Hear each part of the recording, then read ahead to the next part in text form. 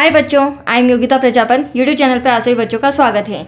चलिए 10th class में 13.4 exercise continue कर रही हूँ मैं, जिसका क्वेश्चन नंबर 4 पर्टिकुलर आज समझा रही हूँ, क्योंकि मोस्ट इम्पॉर्टेंट समय बच्चों ये जो एग्ज़ाम में 5 या 6 मार्क्स में पूछा जाता है, तो ध्यान से समझिएगा। ठीक है, क्या कहना है?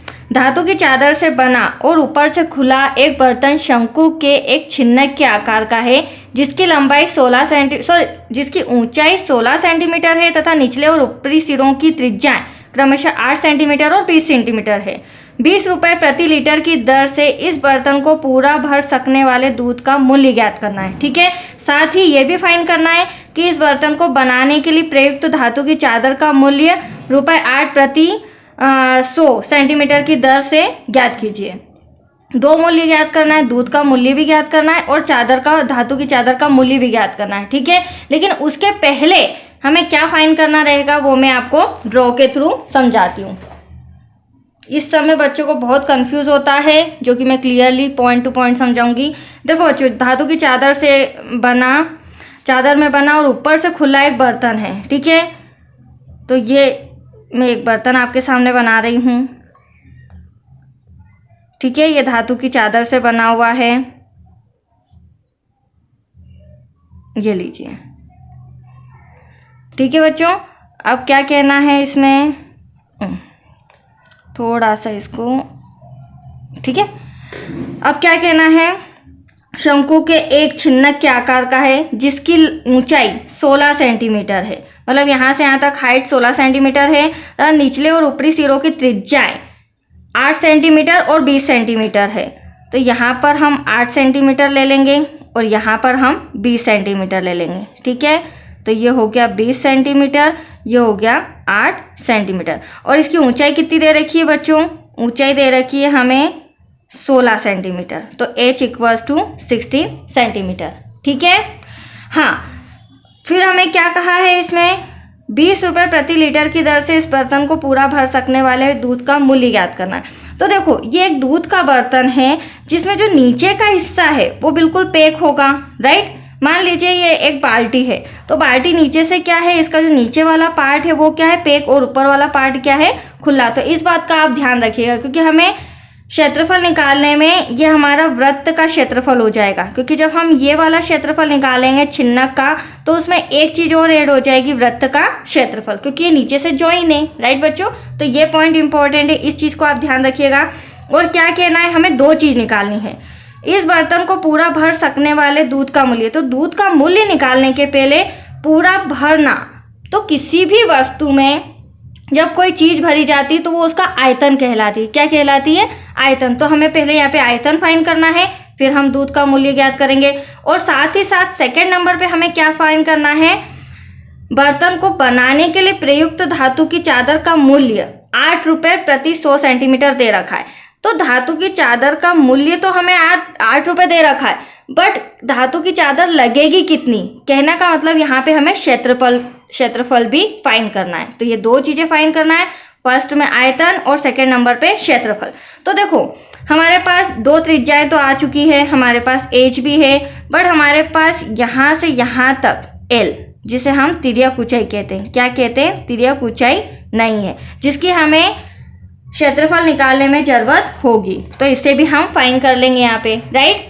मैंने जो फर्स्ट सेकंड थर्ड सम जो समझाया था बच्चों, उसमें मैंने सारे फॉर्मूले समझाए थे, तो वो वीडियो जाकर जरूर देख लेना, ताकि आपको 4th और 5th नंबर के समय प्रॉब्लम ना आए। चलिए, दिया है सारी इंफॉर्मेशन हर बार की तरह जो हम लिखते हैं। दिया है छिन्नक की त्रिज्याएं, तो छिन्नक की त्रिज्याएं कितनी दे रखी है हमें?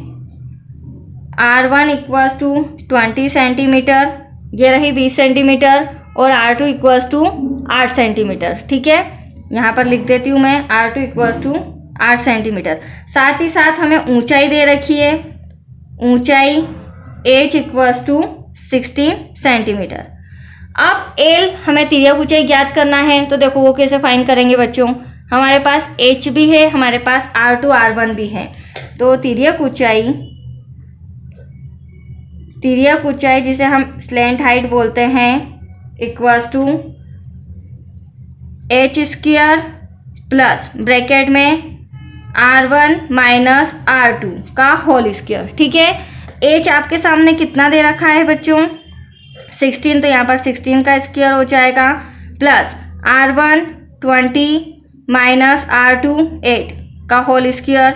16 में 16 का मल्टीप्लाई करोगे, या पहले हम माइनस कर लेते हैं, 16 स्क्वायर ऐसा कैसा रख देते हैं, 20 में से 8 गए तो 12 बचा, 12 का स्क्वायर। अब इसको यहीं पर 16 में 16 का मल्टीप्लाई करोगे तो कितना आ जाएगा 256, 12 में 12 का मल्टीप्लाई करोगे तो 144। जब आप इन दोनों को प्लस करोगे बच्चों तो आपका आंसर आएगा 400। क्या आएगा 400। अब चूंकि अंडर रूट है तो अंडर रूट 4 स्क्वायर रूट 4 का क्या होता है 2, तो ये आया 2 और 2 जीरो में से 1 जीरो बाहर, तो ये आ चुका है आपका स्लैंट हाइट 20 सेंटीमीटर।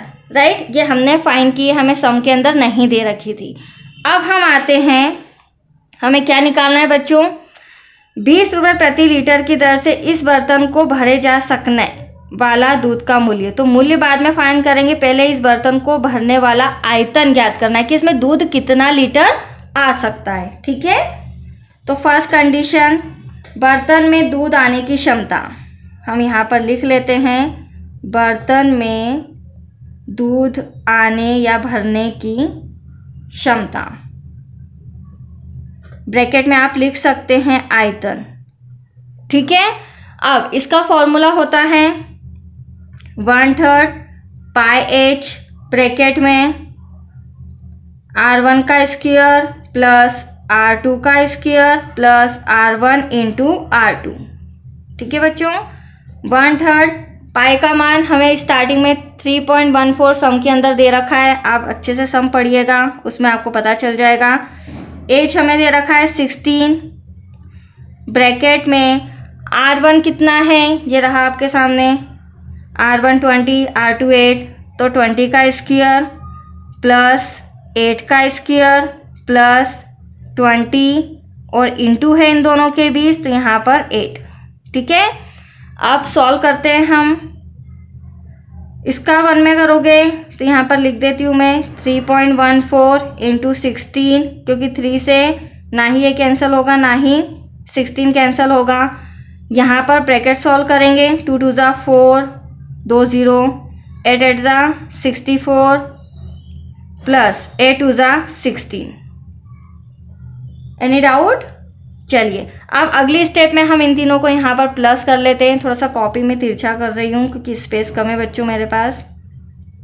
डिवाइड में 3, जब इनको प्लस करोगे तो आपका आंसर आएगा 624।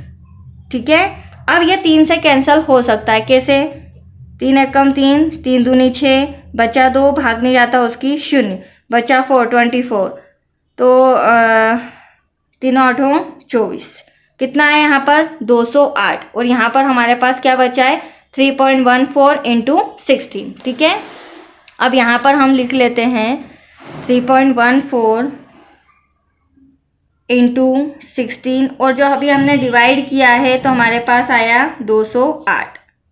अब 3.14 इंटू 208 में 16 का मल्टीप्लाई 48 इंटू 802 3328, कितना आया आपके सामने मैंने मल्टीप्लाई किया है 3328।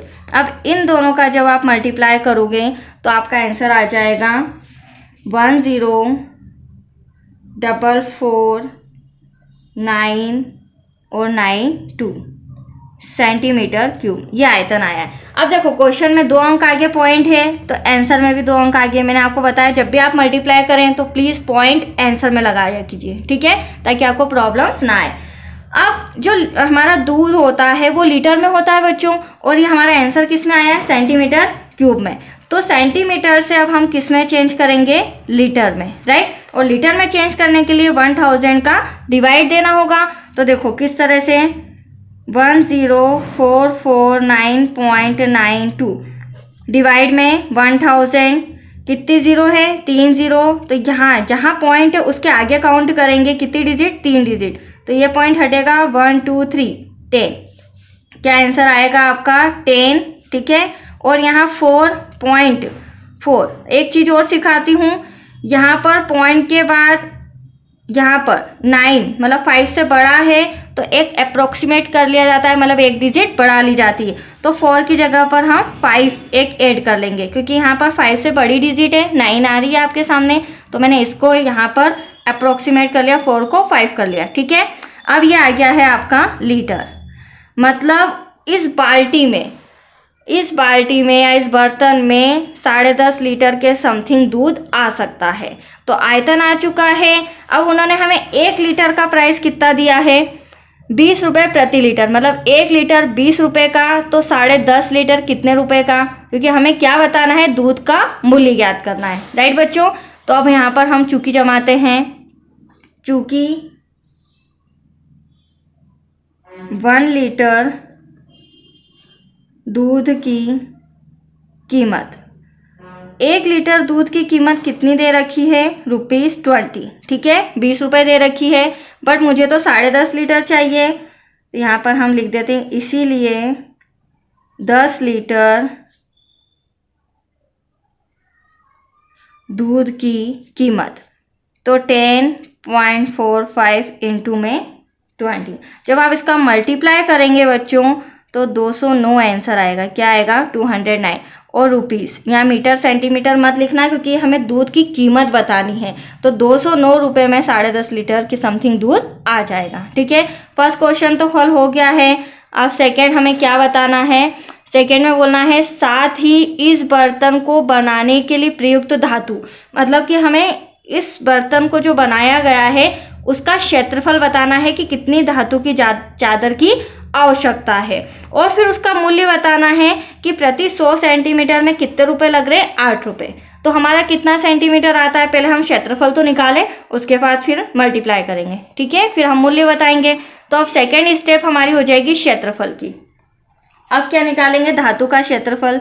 और हाँ, धातु की चादर का क्षेत्रफल, एक चीज़ जो मैंने आपको ड्रॉ में समझाई थी वो अभी फिर रिपीट कर रही हूँ।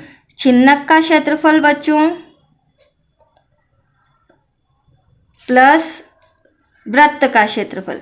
ड्रॉ के वक्त मैंने आपको बताया था जो हमारी बाल्टी है यहाँ पर प्लस का साइन आ जाएगा। ठीक है, छिन्नक का क्षेत्रफल, अगर ये बाल्टी नीचे से ओपन होती तो ओनली ऑन छिन्नक का क्षेत्रफल आता, बट यहाँ पर सर्कल बना है क्योंकि दूध की बाल्टी है, दूध का बर्तन है। ठीक है, तो नीचे से क्या है, पेक है, तो यहाँ पर हमें ये क्या बन रहा है, सर्कल वृत्त। तो हमें जो चादर मंगवानी है या जिस चादर की हमें ज़रूरत है उतनी चादर के लिए हमें एक तो ये क्षेत्रफल हो जाएगा और नीचे वृत्त का क्षेत्रफल भी ऐड करना पड़ेगा, क्योंकि चादर का एक टुकड़ा यहाँ पर नीचे की तरफ भी लगाया जाएगा। तो ये दोनों चीज़ें हमें ऐड करना है। ठीक है, जोड़ना है। तो मैंने ले लिया छिन्नक का क्षेत्रफल प्लस वृत्त का क्षेत्रफल। अब आप देखिए यहाँ पर छिन्नक का क्षेत्रफल फॉर्मूला होता है पाई r1 plus r2 bracket close l, और वृत्त का क्षेत्रफल होता है पाई आर स्क्वायर। बट ये जो वृत्त है, 2 वृत्त है मेरे छिन्नक में, तो छोटा वाला वृत्त R2। ठीक है, तो यहाँ पे R2 लिखना। चलिए, पाई का मान 3.14 ब्रैकेट में R1 छिन्नक का क्षेत्रफल, छिन्नक की त्रिज्या है 20 और 8 दे रखी है। स्लेंट हाइट 20 मैंने अलग से निकाल के आपको बताई थी। यहाँ पर पाई का मान वापस से हम 3.14 लिख देते हैं। और त्रिज्या देखो, छोटा वाला सर्कल है ये रहा, तो त्रिज्या कितनी है बच्चों, 8 सेंटीमीटर। तो यहाँ पर 8 × 8 हो जाएगा, 8 × 8। अब यहाँ भी 3.14, यहाँ भी 3.14, तो एक 3.14 कॉमन ले लेते हैं। 20 और 8 कितना हो जाएगा, 28 × 20 प्लस 3 पॉइंट बाहर 8 8 64, 8 8 64, 3.14 ऐसा का ऐसा। यहाँ पर इसका जब मल्टीप्लाई करोगे तो आपके पास आएगा 28 दूना 56, 0 ऐसा का ऐसा 64। जब इन दोनों को प्लस करोगे, यहीं पर मैं प्लस करके भी बता देती हूँ, प्लस करोगे तो आपका आएगा आंसर 624। जब 560 और 64 को प्लस करोगे तो कितना आ जाएगा, 624। अब इन दोनों का आपको मल्टीप्लाई करना है। ठीक है, मल्टीप्लाई करने के बाद आपका आंसर आएगा 1959.36 सेंटीमीटर स्क्वायर। आप सोच रहे होंगे इतना फटाफट कैसे हो रहा है। तो देखो बच्चों, मैंने पहले भी क्लियरली आपको समझाया है कि आप 10th क्लास के स्टूडेंट हैं। मल्टीप्लाई, डिवाइड, बेसिक चीज़ें तो आपको आती होगी, और नहीं भी आती है तो प्लीज़ प्रैक्टिस कर लीजिए अच्छे से, क्योंकि जितने भी सम है सब में ये बेसिक चीज़ें तो यूज़ होती ही है। आपको बस मेथड सीखने से मतलब है। और अगर मैं इंटू डिवाइड करने बैठूंगी तो समय ज़्यादा लग जाएगा, वीडियो काफ़ी बड़ा हो जाएगा, जो कि बोरिंग रहेगा। ठीक है, तो ये चीज़ें आप सीखते जाइए। तो ये हमारा आ चुका है बच्चों, धातु की चादर का क्षेत्रफल। तो क्षेत्रफल आ चुका है। ठीक है, अब क्षेत्रफल आने के बाद 100 सेंटीमीटर में कितने रुपए लग रहे हैं? 8 रुपये। तो हमारा कितना सेंटीमीटर स्क्वायर आया है? 2000 के समथिंग। इतनी धातु की चादर लगेगी हमें। ठीक है, तो यहाँ पर चूंकि जमाना पड़ेगी, क्योंकि देखो क्वेश्चन में फिर से देख लो, हमें क्या कहा गया है? धातु की चादर का मूल्य निकालना है।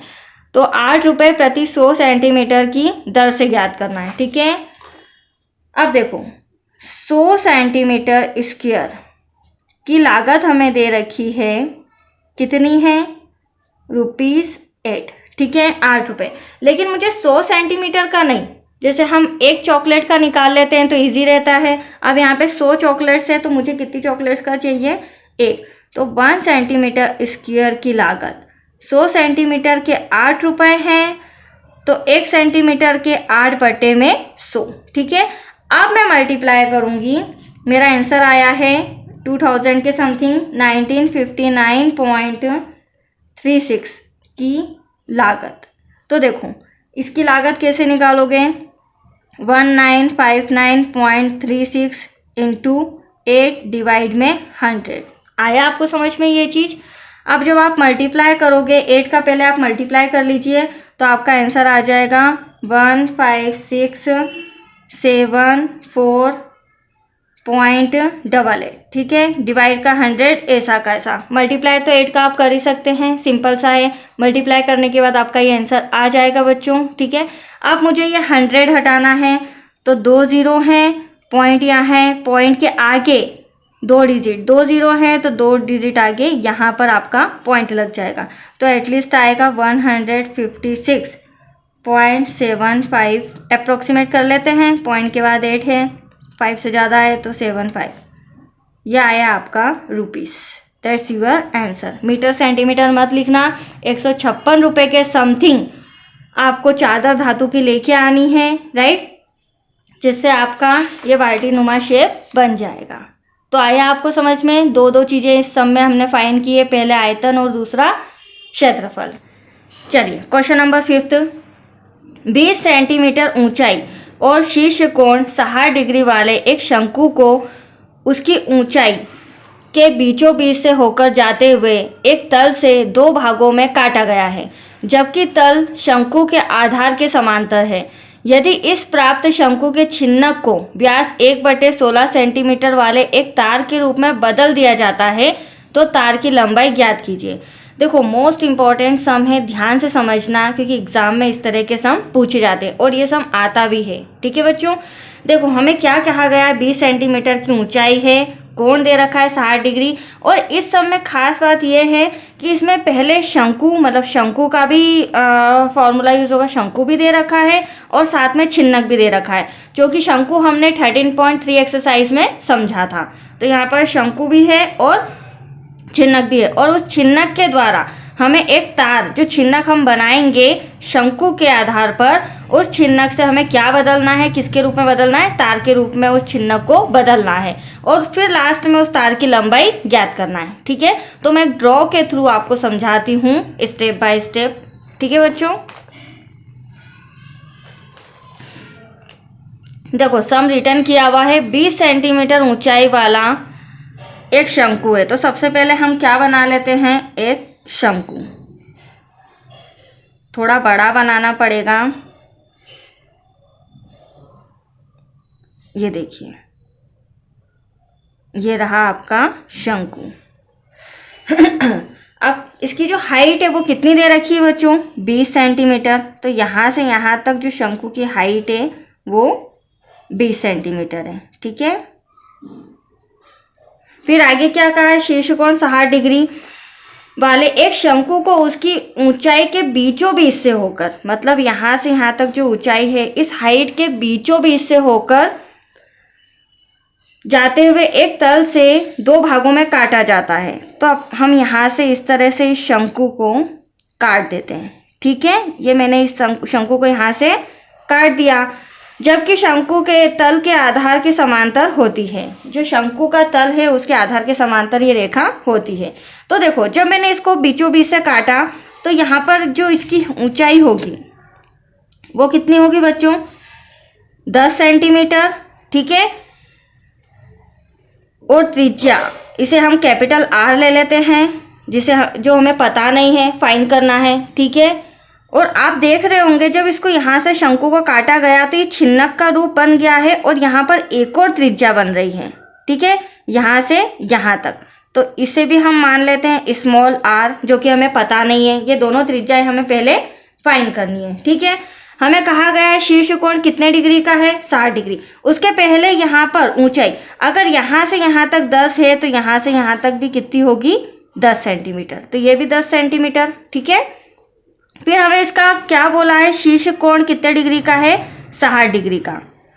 तो देखो बच्चों, चूंकि ये रेखा जो ऊंचाई जा रही है ये लंबवत रेखा है। कैसी है, लंबवत रेखा है।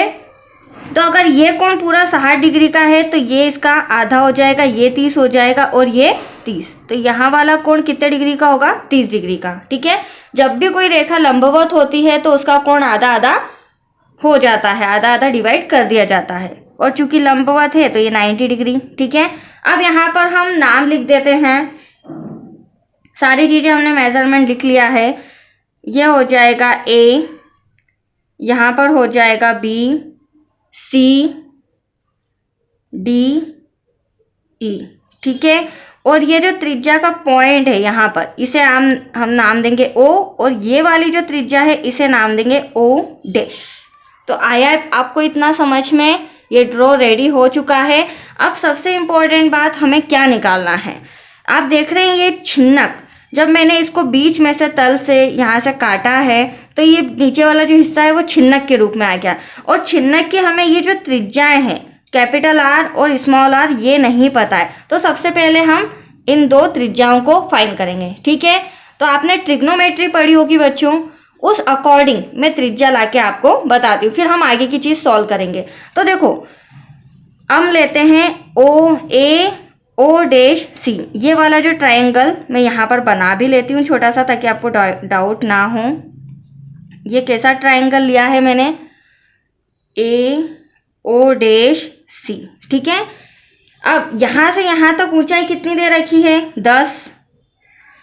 ये हमें पता नहीं और ये भी हमें पता नहीं है। ठीक है, तो देखो, और कितने डिग्री का कोण है, 30 डिग्री का। तो कोण के सामने वाली जो भुजा होती है वो क्या कहलाती है, लंब, और 90 डिग्री के सामने वाली भुजा कर्ण कहलाती है। ये कर्ण हुआ, ये लंब हुआ, तो ये आपका क्या हो जाएगा, आधार। क्या हो जाएगा, आधार। आया, ट्रिग्नोमेट्री याद आया आपको। ठीक वैसे ही हम इसको सॉल्व करेंगे। अब ये लंब मेरे लिए क्या है, ये त्रिज्या है। आप ड्रॉ में देख लीजिए, और हमारा यही उद्देश्य है, हमें ये त्रिज्या को फाइंड करना है। तो हम लंब कैसे निकालेंगे, तो देखो बच्चों, पहले मैं यहाँ लिख देती हूँ त्रिभुज O डैश C में। आपने ट्रिग्नोमेट्री पढ़ा है, उसमें लाल अपॉन में कक्का का फॉर्मूला है। तो आधार मुझे दे रखा है, मुझे फाइंड करना है लंब। तो टेन थीटा क्या होता है, लंब बटे आधार। फॉर्मूला याद है या भूल गए, लाल अपॉन में कक्का, जिसमें लास्ट वाला जो रहता है वो टेन थीटा रहता है। क्या रहता है, टेन थीटा। तो ये लंब बटे आधार, तो ये रहा लंब, ये रहा आधार, जिसके थ्रू हम लंब फाइंड करेंगे। ठीक है, और टेन कितना डिग्री दे रखा है, 30 डिग्री दे रखा है बच्चों। ये हो गया लंब, ये हो गया आधार। टेन 30 डिग्री, तो टेन 30 डिग्री क्या होता है, 1/√3। 1/√3। लंब आपका O डैश C, तो लंब को मैंने क्या माना था, स्मॉल r माना था, तो यहाँ पर हम r ले लेते हैं। आधार 10 सेंटीमीटर, क्रॉस मल्टीप्लिकेशन करेंगे तो देखो 10 × 10। ठीक है, अब r इंटू √3 है, क्या हो रहा है, r इंटू √3। तो इंटू √3 है तो मैं डिवाइड में लिख सकती हूँ। तो मेरा एक आर आ गया है स्मॉल आर 10/√3। ठीक है, ऐसे ही अब हम बड़ा वाला त्रिभुज लेंगे। कौन सा वाला? AOD, क्योंकि अब मेरे को कैपिटल आर निकालना है। तो मैं आपके सामने यहाँ पर ड्रॉ बना लेती हूँ। ये रहा हमारा ड्रॉ, इसमें नाम हो जाएगा AOD। अब देखिए ए से लेकर ओ तक, यहाँ से यहाँ तक 10 है और यहाँ से यहाँ तक 10 है, मतलब इस शंकु की हाइट कितनी है? 20 सेंटीमीटर। और मैंने बड़ा वाला ट्रायंगल लिया है जो कितने डिग्री का है? 30 डिग्री का। तो यहाँ से यहाँ तक जो हमारा आधार है वो कितना हो जाएगा? 20 सेंटीमीटर, क्योंकि ये भी आधार है। और कोण के सामने वाली भुजा लंब हो जाएगी और 90 डिग्री के सामने वाली भुजा कर्ण हो जाएगी। ठीक है, तो यहाँ पर भी मुझे कैपिटल आर फाइंड करना है। तो ठीक ऐसे ही होगा बच्चों त्रिभुज AOD में। ठीक है, tan थीटा बराबर, यहाँ पर लिख लेते हैं, tan 30 डिग्री दे रखा है। tan 30 डिग्री बराबर लंब कैपिटल आर, और ये जो मेरा आधार है वो हो जाएगा इस बार 20 सेंटीमीटर। ठीक है, अब हम क्या करेंगे? वही चीज़ 1/√3 = R/20, क्रॉस मल्टीप्लिकेशन करेंगे। 20 × 1 = 20। ठीक है, और r का इंटू √3 में होगा, तो r रहने दीजिए, √3 का आ जाएगा इंटू का डिवाइड में। तो ये आपका कैपिटल R आ गया। ठीक है, दोनों त्रिज्याएं आपके सामने आ चुकी है। अब मैं इस छिन्नक को बनाती हूँ। उसके पहले मैं सम एक्सप्लेन एक बार और कर देती हूँ। देखो क्या कहना है क्वेश्चन में, यदि इस प्राप्त शंकु छिन्नक को व्यास 1/16 सेंटीमीटर वाले एक तार के रूप में बदल दिया जाए। तो छिन्नक आ चुका है, जिसको हमें किस में बदलना है बच्चों? तार में। तो देखो छिन्नक कैसा आया ये, और इस छिन्नक की हमारे पास दोनों त्रिज्याएं भी आ चुकी है। क्या आ गई है? त्रिज्याएं। इस छिन्नक की हाइट कितनी दे रखी थी हमें? 10। तो ये h = 10 सेंटीमीटर। r, ये वाला r जो है वो हो जाएगा 10/√3। ये वाला जो r है कैपिटल R वो हो जाएगा 20/√3। ये अभी आपके सामने मैंने फाइंड किया था, राइट बच्चों। अब इससे हमें क्या बनाना है? एक तार। ये जो छिन्नक हमें प्राप्त हुआ है इससे तार बनाना है। और तार का शेप तो आपने देखा ही होगा, बेलन का होता है, जिसके दोनों मुहाने गोल होते हैं। ठीक है, वो भले पतला तार हो मोटा तार हो, राइट। अब इसका जो व्यास दे रखा है यहाँ से यहाँ तक, इसे मैं R' कह देती हूँ। यहाँ से यहाँ तक जो व्यास दे रखा है वो 1/16 कितना दे रखा है बच्चों? 1/16। ठीक है, दूसरी इंपॉर्टेंट बात, यहाँ से यहाँ तक जो ये अब मेरा हमारा बेलन का शेप है, तो बेलन में हाइट होती है, लेकिन हम यहाँ पर मान लेंगे, माना कि तार की लंबाई, तार की लंबाई क्या मान लेंगे हम यहाँ पर? माना कि तार की लंबाई L है। ठीक है, ये चीज आप ध्यान रखिएगा। अब देखिए, जब ये मेरा छिन्नक बना किससे? शंकु से। तो इस छिन्नक के द्वारा मैंने क्या बनाया? इस छिन्नक को तार के रूप में बदल दिया। तो जितना इस छिन्नक का आयतन होगा उतना ही आयतन इस तार का भी होगा, मतलब इन दोनों के आयतन आपस में क्या होंगे? बराबर। तो मुझे शंकु का भी आयतन, छिन्नक का भी आयतन लगाना है, किसके बराबर? बेलन के आयतन के बराबर। ठीक है, चलिए अब हम फॉर्मूला लगाते हैं। ये देखिए बच्चों, छिन्नक का आयतन इक्वल्स टू तार का आयतन।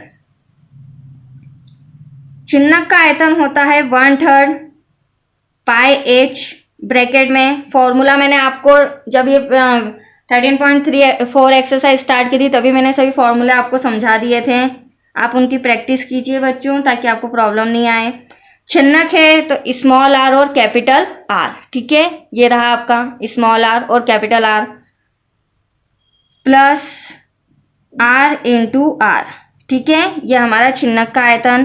तार का आयतन, तार हमारा बेलन का शेप है, तो क्या होता है? πr/h, बेलन का πr²h, ये फॉर्मूला होता है। बट हमने क्या कहा है? πr² करेंगे। क्या करेंगे? हमने पहले ही मान लिया तार की लंबाई L है, और चूंकि ये तीसरी त्रिज्या है, जो हमें तार की त्रिज्या दे रखी बेलन की, वो हमारी तीसरी त्रिज्या है। 2 त्रिज्या आपके सामने यहाँ है, तो इसे मैंने R1 माना है। ठीक है बच्चों, क्योंकि ये बेलन की त्रिज्या है। Any doubt? एक एक पॉइंट क्लियर कर रही हूँ ताकि आपको वैल्यूज पुट करने में प्रॉब्लम ना आए, राइट बच्चों। 1/3 यहीं रहने देते हैं। आप देख रहे हैं यहाँ पे पाए, पाए से पाए cancel.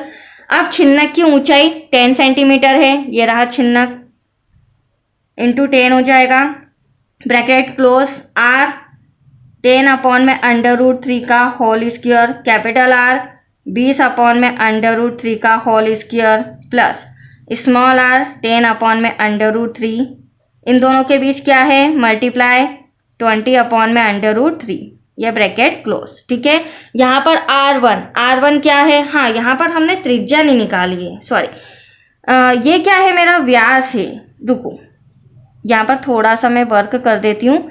Vyas d equals to कितना दे रखा है बच्चों, तार का व्यास दे रखा है 1/16। ठीक है, तो त्रिज्या कितनी हो जाएगी, देखो किस तरह से सॉल्व करेंगे। R1 1/16, आपको पता है जो भी व्यास होता है उसका हम आधा कर लेते हैं, तो क्या हो जाएगा 2 का डिवाइड। अब इसके अपॉन में कुछ नहीं है तो 1, तो इसका मल्टीप्लाई इससे और 16 का मल्टीप्लाई 2 से, तो यहाँ पर हमारा जो R1 आएगा 1 1 जा 1 और 16 2 जा 32, तो ये हमारा R आया है। ये R किसका आया है, तार का।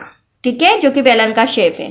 तो यहाँ पर मैं लिख देती हूँ, ये मैं निकालना भूल गई थी, अभी आपको निकाल के बता दिया है। ठीक है, तो यहाँ हो जाएगा 1/32, क्या हो जाएगा 1/32 का होल स्क्वायर इंटू L, लंबाई हमें इस तार की ज्ञात करनी है। एनी डाउट, सारी वैल्यूज पुट कर दी है, अब हमें इसे कैलकुलेट करना है। राइट बच्चों, 10 1 जा 10 डिवाइड में 3, आप 10 का 10 में मल्टीप्लाई करोगे तो 100, √3 का √3 में करोगे तो सिंपल 3, जो कि हम 9th 8th से पढ़ते आ रहे हैं।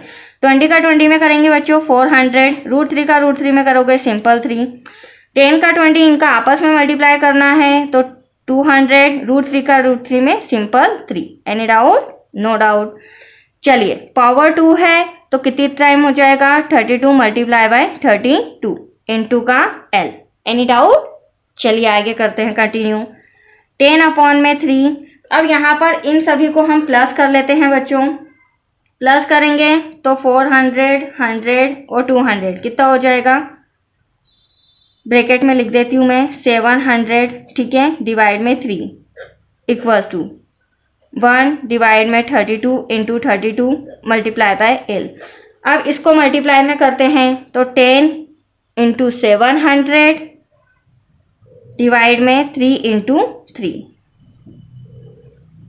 अब ये जो 1/32 इंटू 32 है, इसे अगली स्टेप में हम इधर ले जाएंगे। देखो कैसे, डिवाइड में जो हमारा L है, हमें लंबाई ज्ञात करनी है, लंबाई के इंटू में 1 है तो इक्वल के उधर जो इंटू में रहता है वो डिवाइड में, और जो डिवाइड में रहता है वो मल्टीप्लाई में चल जाता है। कैसे, देखो 10 इंटू 700 ऐसा का ऐसा, 32 डिवाइड में है तो कहाँ चल जाएगा, मल्टीप्लाई में, और यहाँ पर 3 इंटू 3 मतलब 3 3 जा 9 equals to L। Any doubt.